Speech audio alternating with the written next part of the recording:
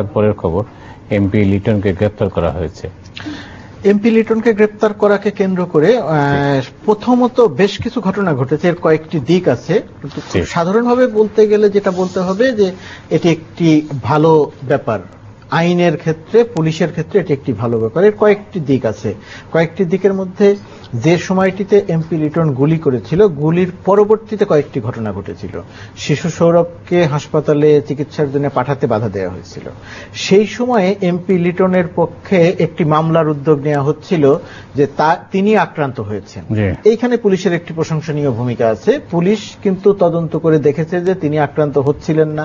তিনি দাবি করছিলেন তার গাড়ি আক্রান্ত হয়েছে, গাড়ির গ্লাস ভেঙেছে। পুলিশ কিন্তু এটিও বলছে যে তিনি আক্রান্তও হননি, তার গাড়ির গ্লাসও ভাঙেনি। এটি পুলিশের ওই পর্যন্ত ইতিবাচক দিক। পরবর্তীতে যেটা হয়েছে, তিনি এলাকা থেকে ঢাকায় এসেছেন, ঢাকায় এসে পত্রিকার আত্মগোপনে থেকেছেন, পত্রিকার সঙ্গে টেলিফোনে কথা বলেছেন, আদালতে গেছেন। এই যে পুরো সময়টি গেছে, এই সময়টিকে তাকে গ্রেপ্তার করা যায়নি, এই জায়গাটিতে পুলিশ সমালোচিত হয়েছে। কিন্তু তার পরবর্তীতে আদালতের প্রক্রিয়া সম্পন্ন করার পরেও গতকালকে ঘড়ির কাটার সময় অনুযায়ী গতকালকে 10টার পরে বা এরকম সময়ে যে তাকে গ্রেপ্তার করা হলো, এটি আমি বলবো একটি ইতিবাচক দিক এবং একটা প্রশংসনীয় দিক। এখন আমাদের দেখার বিষয় থাকবে যে পরবর্তীতে মামলার গতি প্রকৃতি, আমরা যে স্বাভাবিক গতির কথা বলি, সেই স্বাভাবিক গতিতে যেন আইন চলে। এমপি লিটনের এলাকায় তিনি যে এক ধরনের সন্ত্রাসী রাজত্ব কায়েম করেছেন, সেটা শুধু বিরোধী দল বা সাধারণ জনমানুষ নয়, সেটি আসলে তার দলের নেতাকর্মীদের বিরুদ্ধেও তিনি এক রকমের সন্ত্রাসী কর্মকাণ্ড পরিচালনা করেছেন, যে কারণে এলাকায় এখন আর তার কোনো অবস্থান নাই। এলাকায় তার বিরুদ্ধে জনগণ রাস্তায় নেমেছে। তার যে বাহিনী, সেই বাহিনী স্থানীয় আওয়ামী লীগ অবশ্য সাহসী ভূমিকা পালন করেছে। সেটাই বলছি যে তার নিজের যে দল, সেই নিজের দলের নেতাকর্মীরাও তার বিরুদ্ধে অবস্থান নিয়েছেন। অর্থাৎ এতদিন তার যে নির্যাতন, ওই যে তার রবিনহুড স্টাইলে সারা রাত গাড়ি চালানো, যাকে তাকে গুলি করা, যাকে তাকে মারা, যার বাড়ি ঘর গুড়িয়ে দেয়া, দখল করা, এই যে কর্মকাণ্ডগুলো করে তিনি সমালোচিত হয়েছেন, তার একটি ফলাফল এখন দেখা যাচ্ছে। এবং সাধারণ মানুষ প্রতিবাদ করছে, আওয়ামী লীগ প্রতিবাদ করছে। এই জায়গাটিতে এমপি লিটনের যে বাহিনী, সেই বাহিনী আবার সাধারণ মানুষকে এক ধরনের হুমকি ধামকি এখনো পর্যন্ত দেখিয়ে যাচ্ছে। আমাদের প্রত্যাশা থাকবে যে অপরাধের কারণে তার গ্রেপ্তার করা হয়েছে, সেই অপরাধের প্রেক্ষিতে আইন যেন তার স্বাভাবিক গতিতে চলে, এখানে এমপি বা প্রভাবশালী দেখে যেন প্রভাবিত না হয়। আরেকটু হচ্ছে এলাকার তার বাহিনীকে যেন নিয়ন্ত্রণ করা হয়, সাধারণ মানুষের জীবন যেন দুর্বিষহ হয়ে না ওঠে, সাধারণ মানুষ যেন এই এমপির বাহিনী কর্তৃক আক্রান্ত না হয়। প্রত্যাশা থাকবে সরকারের কাছে, প্রত্যাশা থাকবে স্বরাষ্ট্র মন্ত্রণালয়ের কাছে, পুলিশের কাছে, এই জায়গাটি তারা যেন খুব মনোযোগ দিয়ে দেখেন। গ্রেপ্তার করে যে প্রশংসা তারা পাচ্ছেন, এই প্রশংসা যেন ধারাবাহিকভাবে চলে। ধন্যবাদ। বাংলাদেশ প্রতিদিনে একটা শিরোনাম হচ্ছে লিড স্টোরি, বেপরোয়া প্রভাবশালীদের স্বজনরা গুলশানে গাড়ি নিয়ে মাতলামি, এখনো ব্যবস্থা নেওয়া হয়নি ইকবাল ভাতিজার বিরুদ্ধে। এই সংবাদটি খুব অনেকগুলো দিক আছে। এই সংবাদটির একটি সংবাদের দিক হচ্ছে গুলশানে একজন বিদেশি ইতালিয়ান নাগরিক নিহত হওয়ার পরে বিদেশি কূটনীতিকদের নানা দেশের নানা রকমের শঙ্কা, নানা রকমের অ্যালার্ট জারি করার পরে আমরা কিন্তু রাষ্ট্রীয়ভাবে আমাদের সর্বোচ্চ শক্তি নিয়োগ করে কূটনীতিক এলাকার নিরাপত্তা নিশ্চিত করেছি। এইরকম একটি অবস্থার মধ্যে ঘটনাটি ঘটেছে গত 12 তারিখে সোমবার বিকেল 3:45টার দিকে। দুই তরুণ, তার মধ্যে একজনের বয়স 16 বছর, তার নাম ফারিজ আহমেদ। তিনি একজন প্রভাবশালী ব্যবসায়ী এবং সাবেক এমপির ভাতিজা বলে জানা গেছে। সময়টি এই কারণে 3:45টার সময় তারা দুই বন্ধু কার রেসিং করছিল, তাদের বড় জিপ নিয়ে রেসিং করছিল। সেই সময়টিতে রাস্তার পাশে রিকশার উপরে তুলে দেয় গাড়ি। রিকশার উপরে গাড়ি তুলে দেওয়ার কারণে একজন মহিলার কোলে শিশু ছিল, একজন 3 বা 4 বছরের, সেই শিশুটি নিহত হয়। এই পর্যন্ত ঘটনা জানা গেল এবং জানা যাচ্ছে যে তারা গাড়ি যখন চালাচ্ছিল তখন কার রেসিং এ ছিল এবং তারা মাতাল অবস্থাতে ছিল, কিন্তু তারা কিন্তু কিশোর। তাদের বিশেষ করে ফারিজ, তার বয়স 16 বছর। আপনি জানেন যে 18 বছরের কম বয়সে ড্রাইভিং লাইসেন্স পাওয়া যায় না, তার মানে তার ড্রাইভিং লাইসেন্স নাই। পুলিশ কোনো মামলা করেনি, এটি একটি রহস্যময় ব্যাপার। আমরা একটু আগে যে পুলিশের প্রশংসা করলাম এই জায়গাটিতে, সেটা বললাম যে সবচেয়ে নিরাপদ এলাকা, এত সিকিউরিটি, ৭৪ নম্বর রোড, যে জায়গাগুলোতে পুলিশ আছে, র্যাব আছে, বিজিবি আছে, সবাই আছে, তার মধ্যে এই ঘটনা ঘটলো, কোনো মামলা হলো না। গাড়িটি জব্দ করে থানায় নিয়ে যাওয়া হলো, চমৎকার করে ঢেকে রাখা হয়েছে। আরো মজা ঘটনা ঘটেছে, দেখেন পুলিশ এবং বিআরটিএ কি করে অপরাধীদের বাঁচায় এবং প্রভাবশালীদের পক্ষ নেয়। সেটি হচ্ছে যে যখন বিআরটিএ এর সিস্টেমে গিয়ে গাড়ির নাম্বার ঢাকা মেট্রো ঘ 114776, এই গাড়িটি যখন সিস্টেমে দেখা গেল, কম্পিউটারাইজ সিস্টেমে যখন দেখা যায়, তখন গাড়ির মালিকের নাম নেই, নামটা ইতিমধ্যেই মুছে ফেলা হয়েছে, শুধু চেসিস নাম্বার উঠছে। অন্য প্রক্রিয়ায় যদিও নাম জানা গেছেন, তিনি সাবেক এমপির ভাই, আর এই ফারিজ হচ্ছে সেই ভাইয়ের ছেলে। অর্থাৎ সবকিছু মিলিয়ে এই জায়গাটিতে দেখা যাচ্ছে যে এত বড় একটি ঘটনা ঘটছে, এত নিরাপত্তার মধ্যে কিন্তু কোথাও কেউ কোনো কিছু দেখছে না, কোনো মামলা হচ্ছে না, ব্যবস্থা নেওয়া হচ্ছে না। এখানে শুধুমাত্র এই ঘটনাটি নয়, এখানে কিন্তু আরেকটি প্রমাণ হয় যে আমরা যে যত নিরাপত্তার কথা বলছি, আসলে আমাদের নিরাপত্তার অবস্থাটা কি, এই জায়গাটি নিয়েও কিন্তু এক ধরনের শঙ্কা তৈরি হয়। আর এই জায়গাটির একটি বিষয় যে এখন আমরা দেখতে চাই যে এই বিষয়টি এইরকমই থাকে, এই চিত্র তো প্রায় সারা দেশেই এইরকমই থাকে, নাকি এর বিরুদ্ধে ব্যবস্থা নেওয়া হয়। পুলিশ যে মামলা নিল না, তার বিরুদ্ধে কি ব্যবস্থা নেওয়া হবে? বিআরটিএ এর যে কর্মকর্তারা, শোনা যায় যে আপোষ রফা হয়ে গেছে, হ্যাঁ, যেটাই পুলিশের পক্ষ থেকে বলছে যে ক্ষতিগ্রস্ত পরিবারটির বা আহত পরিবারটির চিকিৎসার ব্যবস্থা নিয়েছে এই পরিবারটি, অর্থাৎ যারা দুর্ঘটনা ঘটিয়েছে তার পরিবার। এটি কি কোনো পুলিশের বক্তব্য হলো? এটি কি কোনো, এটা তো যার ড্রাইভিং লাইসেন্স নাই, এরকম একজন গাড়ি চালাচ্ছিল, চালিয়ে একজনকে হত্যা করেছে, এটা তো সরাসরি হত্যা মামলা, এটা তো অ্যাক্সিডেন্ট নয়, যেহেতু লাইসেন্স ছাড়া গাড়ি চালিয়েছে। এখন আমরা দেখতে চাই যে এটির সঠিক তদন্তের ভিত্তিতে প্রকৃত ব্যবস্থা নেওয়া হবে। আর যোগাযোগ মন্ত্রীর কাছে অনুরোধ করতে চাই, আমাদের সড়ক ও সেতু মন্ত্রীর কাছে অনুরোধ করতে চাই, এই যে বিআরটিএতে যে চোরাই গাড়ির নাম্বার প্লেট পরিবর্তন করা হয় এবং এর সঙ্গে যে বিআরটিএ এর এক ধরনের কর্মকর্তাদের সম্পৃক্ততা, এটি এই ঘটনার মধ্য দিয়ে এই যে গাড়ির মালিকের নাম যে মুছে ফেলা সিস্টেম থেকে, সেটিও এর মধ্য দিয়ে প্রমাণ হয়। আমি দেখতে চাই যে যোগাযোগ সড়ক ও সেতু মন্ত্রী অনেক কথা বলেন, এই জায়গাটিতে তিনি সরাসরি কি করেন? তিনি তো রাস্তায় নেমে দৌড়াদৌড়ি করে কথা বলে কাজ করেন। সেতু মন্ত্রীর ব্যাপারে আলোচনা হতে পারে। জনকণ্ঠে এটা শিরোনাম হচ্ছে সংকট গণপরিবহনে। এটা নিয়ে আলোচনার কি, যখন আমরা এই স্টুডিওতে যখন আসছিলাম, তখনও ফার্মগেট এলাকায়, এই পুরো এলাকাতে কয়েকশো মানুষ দাঁড়িয়ে আছে গণপরিবহনের জন্য, রাত বাজে 11:30, তখনও তারা যাবে কিসে সেই রাস্তা পাচ্ছেন। এটা ঢাকা নগরের একটি চিত্র।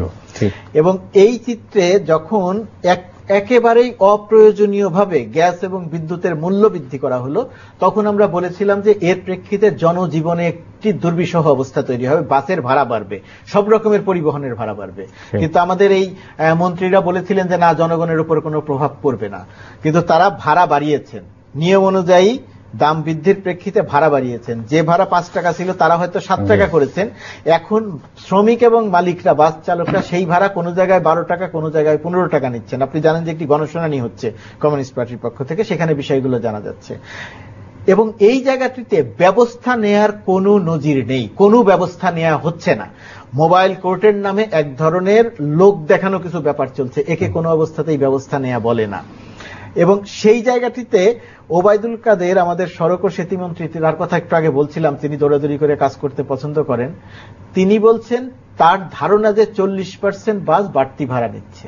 আচ্ছা, 40% বাস, যদিও এই সংখ্যাটি 80 বা 90% বাস্তবে, তিনি বলছেন 40%, ধরে নিলাম 40%। এখন একজন মন্ত্রী বলছেন যে তিনি যে ভাড়া নির্ধারণ করে দিয়েছেন তার চেয়ে 40% ভাড়া বেশি নিচ্ছেন। কিভাবে শাস্তি হচ্ছে? Mobile court. এটি কি মোবাইল কোর্টের শাস্তির ব্যবস্থা? বিআরটিসি বাস পর্যন্ত বেশি ভাড়া নিচ্ছে, সরকার চালিত, সরকার নিয়ন্ত্রিত বাস বেশি ভাড়া নিচ্ছে। এটি হচ্ছে নীতি নির্ধারক পর্যায়ের ব্যবস্থা। কোন মালিকদের বাস বেশি ভাড়া নিচ্ছে সেই মালিকদের বিরুদ্ধে ব্যবস্থা নেওয়া দরকার। বাসের ফিটনেস, লাইসেন্স, রেজিস্ট্রেশন, এইগুলোর বিরুদ্ধে ব্যবস্থা নেওয়া দরকার। সেটি না করে আপনি 5টি টিম দিয়ে সারা ঢাকার শহরে মোবাইল কোর্ট দিয়ে ব্যবস্থা নেওয়ার একটা চেষ্টা চালাচ্ছেন। এটি আসলে ব্যবস্থা নেওয়ার কোনো চেষ্টা নয়, এটি আসলে এক ধরনের আইওয়াশ। এটি আসলে মালিক বা শ্রমিকদের বা যারাই বাড়তি ভাড়া নিচ্ছে তাদের এক ধরনের সহায়তা করা হচ্ছে। এবং যে প্রক্রিয়াতে যারা ভাড়া বাড়তি নিচ্ছে, আগামী 1 মাস বা 2 মাসের মধ্যে এই বাড়তি ভাড়াটাই আসলে সঠিক ভাড়া হিসেবে তারা প্রতিষ্ঠা করে ফেলবেন। এই ভাড়া আর কমানো যাবে না। যে প্রক্রিয়াতে আমাদের সরকার চলছে যে প্রক্রিয়াতে সড়ক ও সেতু মন্ত্রী চলছেন তিনি আর ভাড়া কমাতে পারবেন না, তিনি একটু হা হুতাশ করবেন, তিনি একটু দৌড়াদৌড়ি করবেন, কিন্তু সাধারণ যে জনমানুষ সেই জনমানুষকে বাড়তি ভাড়াই দিতে পারে। এখানে আরেকটি কথা বলতে চাই যে এটা নিয়তি নাকি? এটা আমাদের নিয়তি আসলে। সড়ক ও সেতু মন্ত্রী বলছেন আগামী বছর শুরু থেকে ডিজিটাল নাম্বার প্লেট করতে হবে। আপনার রাস্তা ঠিক নাই, বাস ভাড়ায় নৈরাজ্য, গণপরিবহন বলতে কোনো কিছু নাই, আপনি আছেন আগামী বছর থেকে ডিজিটাল নাম্বার প্লেট। বা সাধারণ জনমানুষ, এই নগরের সাধারণ জনমানুষ তারা ডিজিটাল নাম্বার প্লেট ধুয়ে পানিও খাবে না, সেটা দিয়ে কিছু করবেও না। ডিজিটাল নাম্বার প্লেট গাড়িতে লাগলো কি না লাগলো এটা 9% বা 10% গাড়ির মালিক বা গাড়ির তাদের ব্যাপার, তাদের সুবিধা বা তাদের কোন কিছু। এই পুরো প্রক্রিয়াটির কাজ যারা পাবেন তাদের কিছু ব্যবসা হবে, তাদের কিছু বাণিজ্য হবে, এর সঙ্গে সাধারণ জনমানুষের কোনো সম্পর্ক নাই। এবং এই প্রক্রিয়ার মধ্য দিয়ে যে গাড়ি চুরি ধরবেন বা গাড়ির বিরুদ্ধে ব্যবস্থা নেবেন সেরকম কোনো কিছু আপনারা করতে পারবেন না যদি আইন ঠিক করেন। আপনারা যানজটের জায়গাতে নজর দেবেন না, আপনারা রাস্তাঘাট ভাঙা চূড়া, সেখান দিয়ে মানুষ চলাচল করতে পারে না, একটু বৃষ্টি হলে হাঁটু পানি কোমর পানি হয়ে যায়, আপনার বাস ভাড়ার নৈরাজ্য, কোথাও কোনো কিছু করতে পারবেন না। আপনারা যদি শুধু ডিজিটাল করেন এবং এই ডিজিটাল নাম্বার প্লেট নিয়ে করেন, এটি সাধারণ মানুষের কাছে কোনো গ্রহণযোগ্যতা পাবে না। আপনারা বলবেন সাধারণ মানুষ হাসবে আপনাদের কথা বলে। আমরা বিশ্বাস করতে চাই যে সাধারণ জনমানুষের কথা বা কাজের বা সাধারণ জনমানুষের উপকারের দিকটি যেন মন্ত্রীদের কথা এবং কাজের মধ্যে দিয়ে প্রতিফলন ঘটে। বর্তমান সময়ে সেটা খুব বড় রকমের অনুপস্থিতি আমরা দেখছি। দুটো শিরোনাম, দৈনিক ইত্তেফাকের শিরোনাম হচ্ছে পৌর নির্বাচনে বাদ পড়ছেন নয়া ভোটাররা, আর আমাদের সময় শিরোনাম হচ্ছে বরখাস্ত হচ্ছেন জনপ্রতিনিধিরা। এখন পৌর নির্বাচন বা বরখাস্ত হচ্ছেন, এই দুটি বিষয়ই এক ধরনের কি বলবো এই সময়ের খুব গুরুত্বপূর্ণ। বরখাস্ত হওয়ার যে রেওয়াজ আমরা গত কিছুদিনে দেখছি এটি ঠিক গণতান্ত্রিক পরিবেশের সঙ্গে মানানসই না। নির্বাচিত প্রতিনিধিদেরকে যে প্রক্রিয়াতে যেভাবে বরখাস্ত করা হয়েছে, তাদের পরিবর্তে অন্যকে দায়িত্বে আনা হয়েছে, আমরা সিটি কর্পোরেশনগুলোতে দেখেছি, এটি আসলে ঠিক গণতান্ত্রিক রীতিনীতি বা ভোটাররা যাদেরকে নির্বাচিত করেছেন তাদের প্রতি ঠিক সম্মান দেখানো নয়। এটি কেন করছেন, কি কারণে করছেন সেটি একটি ব্যাপার। আর পৌর নির্বাচন, নতুন ভোটাররা বাদ পড়ছে, আসলে পৌর নির্বাচন বা যে কোনো নির্বাচন নিয়ে কথা বললে আমাদের নির্বাচন কমিশনের প্রসঙ্গ আসে, নির্বাচন কমিশনের দায় দায়িত্বের প্রসঙ্গ আসে। নির্বাচন কমিশন আসলে তাদের কি দায়, তাদের কতটা যোগ্যতা, তারা কতটা স্বাধীন, তারা কতটা সাংবিধানিক প্রতিষ্ঠান, তাদের মেরুদণ্ডের জোর কতটা, এটি আসলে ইতিমধ্যেই তারা প্রমাণ করে ফেলেছেন। তারা বুঝিয়ে ফেলেছেন যে তারা যেভাবে নির্দেশনা পাবেন, তারা যেভাবে আদিষ্ট হবেন, তারা বাতাসের গতি দেখবেন যে বাতাস কোন দিকে, তারা সেই অনুযায়ী চলবেন। তারা আসলে নিজস্বতা বলতে যেটা বিষয় থাকে সেই নিজস্ব বিষয়টা তারা হারিয়ে ফেলেছেন, ইচ্ছে করেই হারিয়ে ফেলেছেন। তারা একটি নির্বাচন করার জন্য যে পরিমাণ দৃঢ়তা প্রয়োজন হয়, ভোটার তালিকা সংশোধনের জন্য যে পরিমাণ কর্মক্ষম হতে হয়, যে পরিমাণ যোগ্যতা থাকতে হয়, এই পুরো কাজটির ব্যাপারে নির্বাচন কমিশনের এক ধরনের বিস্ময়কর রকমের উদাসীনতা আছে। এবং আপনি দেখেন যে ভোটার তালিকার যখন সমন্বয় করা হয়েছে তখনও কিন্তু দেখা গেছে যে তারা সব বাড়িতে বাড়িতে যাননি, বাড়িতে বাড়িতে না গিয়েই তারা ভোটার তালিকা সম্পন্ন করেছে। সুতরাং এখন সিটির নির্বাচন হবে, সেই নির্বাচনে নতুন ভোটাররা সুযোগ পাবেন বা সুযোগ পাওয়ার ব্যাপারে সিটি কর্পোরেশনের বিশেষ কোনো নির্বাচন কমিশনের বিশেষ কোনো তৎপরতা থাকবে আমি মনে করি না। যে সিটি কর্পোরেশন এইগুলো নিয়ে ভাবছে, সিটি কর্পোরেশন এই ভাবনার মধ্যে আছে। সিটি কর্পোরেশনও খুব ভালো করে জানে যে এখনকার নির্বাচনগুলো কোন প্রক্রিয়াতে হচ্ছে, কিভাবে হচ্ছে, ভোটাররা কতটুকু ভোট দিতে পারছে। তারা ক্ষমতায় থাকছে, ভোট দিলেই বাকি, নানা কারণে তারা বরখাস্ত হয়ে যাচ্ছে। এবং এইখানেও সিটি কর্পোরেশনের খুব বড় কোনো ভূমিকা নেই। এখন এই জায়গাটিতে আমার মনে হয় না যে সিটি কর্পোরেশন সেইভাবে, মানে নির্বাচন কমিশন আমার মনে হয় না যে নির্বাচন কমিশন এই জায়গাটিতে খুব বেশি তৎপর আছে, এবং তৎপর থাকার তাদের কোনো বাহ্যিকও নাই, ভেতরেও তাদের কোনো তৎপরতা লক্ষণীয় নাই। তারা আছেন, তারা একটি চাকরি করছেন, বড় বড় গাড়িতে চড়ছেন, সুযোগ সুবিধা ভোগ করছেন, এটিই তাদের সুবিধা, এটিই তাদের প্রাপ্তি, এটি তাদের পাওনা। আর সরকার যেভাবে বলবে সেই অনুযায়ী তারা একটা নির্বাচনের ব্যবস্থা করবেন। এখানে সাংবিধানিক প্রতিষ্ঠান, স্বতন্ত্র প্রতিষ্ঠান, তারা ইচ্ছে করলে অনেক কিছু করতে পারেন। সেই বিষয়গুলোর প্রতিফলন বিগত সময়ে কোনো কাজের মধ্য দিয়েই সেটা দেখা যায়নি। আর এখন এই নির্বাচনের মধ্য দিয়ে সেটি দেখা যাবে, সেটি আসলে আশা করাটাও সম্ভবত ঠিক নয়। অনেক অনেক ধন্যবাদ মুর্তজা আপনাকে। দর্শক মণ্ডলী, আজ রাতের মতো এখানে বিদায় চাইছি। আগামীকাল আবার দেখা হবে। শুভরাত্রি।